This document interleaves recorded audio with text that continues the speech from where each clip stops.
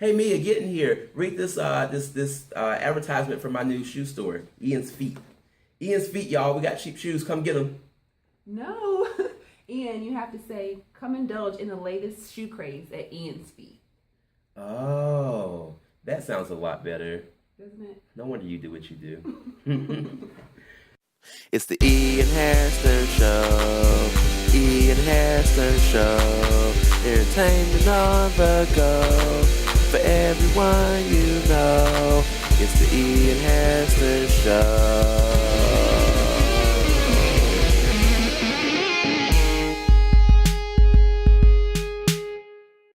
Hey everybody, welcome to the Ian Harrison Show. I hope you're doing great. Thanks for tuning in with us this week. Today we have our guest, Mia Barnett. She is a mompreneur, and that's pretty awesome. So, hey, how are you doing? Hey, Ian. Welcome to the show. Thank you for having me. Thank you for being on. So tell us about who you are. You work in the public relations field, correct? I do. Okay. Independent public relations practitioner. Been doing it since graduation, essentially. Okay. Yeah. Well, what school did you go to? So I went to North Carolina A&T. Okay. Pride. Okay. And I majored in journalism, mass communications with a public relations concentration. Is that something that is common? Is that a common field? Is it a hard field or? Yeah, I mean, they say that since, I guess, 2008, journalism has been a dying field, but currently, public relations has been booming in a sense of small businesses kind of popping up everywhere. So people are focusing a lot on marketing, integrated marketing, and using public relations to promote themselves. Right. So let's break it down. What exactly do you do? What does someone because a lot of people at home don't even know that this field even exists, possibly. So what exactly is it that you do? Okay, so public relations is the mediation of communication between the organization and their audiences. Okay. What I do is not what most people would think public relations is, even though it is is more strategic. And I help people to organize their goals into tactical objectives and implement those plans. Also, I help people with their marketing and professional development. Okay, that sounds really interesting. Maybe she can give us some pointers for the Ian Harrison Show. I don't know. What would a typical work day be like? So let's say you're at work. Is this the type of job where you can do from anywhere? Do you have to have a set location, an office, or? You know, they say you should not work from home because when you're home, you're always feeling like you have to do something. If you do work from home, you're always feeling like there's something to do. So it's best to have an office so that you can be at work and you can be focused. But at home is definitely doable. I do work from home. Typically, it depends on the client. I do a discovery call and I find out exactly what your brand needs. But my services, they will vary from media placements, helping people to get spots in magazines, local newspapers. I do a lot of content writing for blogs. Content marketing is what I call it. And I also design flyers and publications, and I do, again, strategic plans, which is essentially a campaign for a specific goal that the organization may need to reach. If I'm handing out, well, I'm not going to say, because that's going to shade a lot of people. I'm not going to ask that question because I can't ask it in a nice way. But let's say that a small business. I couldn't ask that question. That really messed me up. We're just going to go to something completely different. So tell me, what type of business ventures do you have? I'm sorry, world. What type of business ventures do you have going on right now? What do you do? So in 2011, I actually co-founded a nonprofit with my mother. Actually, it's called Speak to the Heart Incorporated, and it's a literary arts and creative arts nonprofit where we help artists to have a platform for their work, and also we bridge the gap between them and the local community, using their work and our productions and our programs to provide funding or services to at-risk youth. That sounds like a lot of fun. It sounds like that might be pretty rewarding as well to do that. It is. Yeah. I found it speak to the heart to have a platform essentially because I am a creative, but also to have a way to show my work and to have a portfolio for my nonprofit and public relations consultation services. Right. You mentioned, I want to get back to, I'm backtracking a little bit, but we introduced you as a mompreneur. So obviously you're a mom, like a lot of people are. I feel like sometimes people maybe have a child and feel like their life might be over, or feel like they can't work because children take so much of your time and that sort of thing. How do you find that balance? Well, it took a very long time to find that balance. Being a mompreneur means a mompreneur is a multitasking woman that can balance the duties of being a mom and having a business.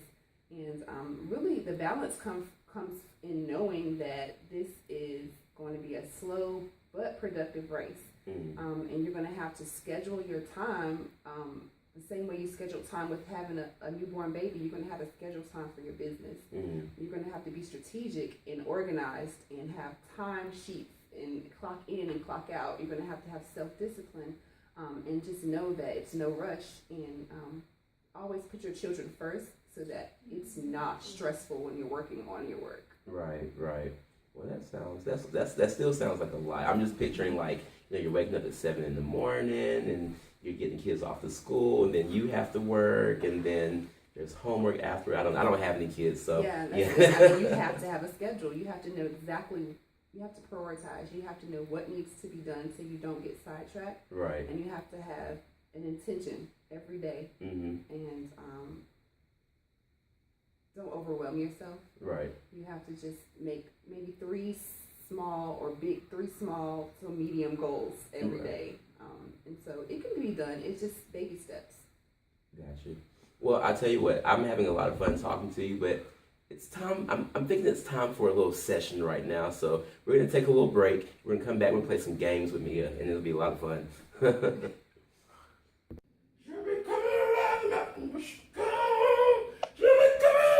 Ring, ring. Hello.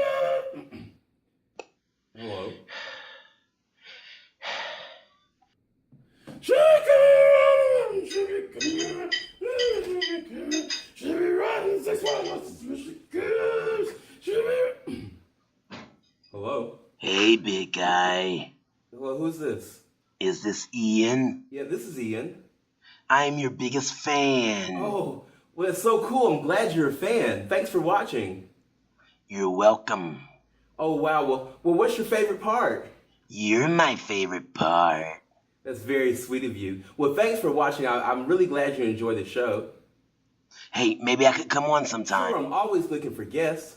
Are you in the North Carolina area? Yes. Really? How close? Close enough to see you do that scratch and sniff. Well, that's uncomfortably close. Where are you? Where are you exactly? Look out of your window. Oh no, it's Evil Ian!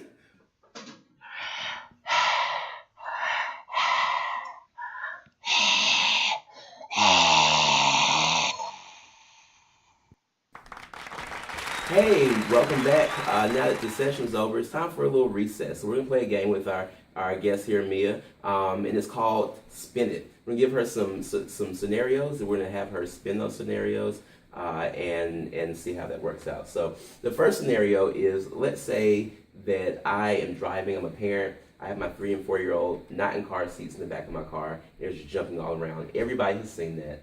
How do I fix that? Yeah, we're going to have to let people know that you grew up in the 80s where seatbelts were not necessarily required and people were driving their kids around in the front seat, and you wanted your kids to experience the same free life and free-mindedness that you felt with your parents and grandparents, and you wanted to relive that nostalgic moment. Right.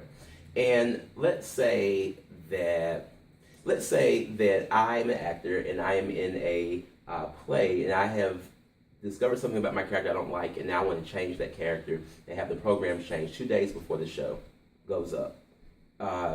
People are pretty mad at me for doing that because it got done, and now how do I repair that relationship with the company? Wow, I'm sure that's created a lot of stress for the company. But you're going to have to do something to create a buffer, such as go out and really up their ticket sales and take a percentage of those ticket sales and give it back to an organization that aligns with their organization as a philanthropic venture. I'm very not philanthropic. So anyway, not that happened to me, but so what else do you have coming up, Mia? Well, I do have coming up for Mother's Day a special deal that I'm going to do for all of the mompreneurs out there. I'm going to offer free consultations for anyone looking to start a business or that has recently started a business. So the week of Mother's Day, I'm going to have, if you want to contact me, email me at barnettmia1@gmail.com and you can get a free consultation. Nice. And let's just say we want to just contact you in general. Is there any other way we can contact you, or is it email? Yes, reach out to me on Twitter, Instagram, Mia Barnett PR, at Mia Barnett PR. All right, and we have it written down here just in case anybody, is not familiar with Twitter or Instagram. Anyway, Mia, thank you so much for coming on the show. Thank you for having me. Yeah, it's been a blast. It's been a lot of fun. Folks, it's time for a few words of wisdom. This week I will tell you, do not nuck if you are not buck. You guys have a great one. Tune in next week. Bye. It's the Ian Hairston Show. Ian Hairston Show. Entertainment on the go. For everyone you know. It's the Ian Hairston Show.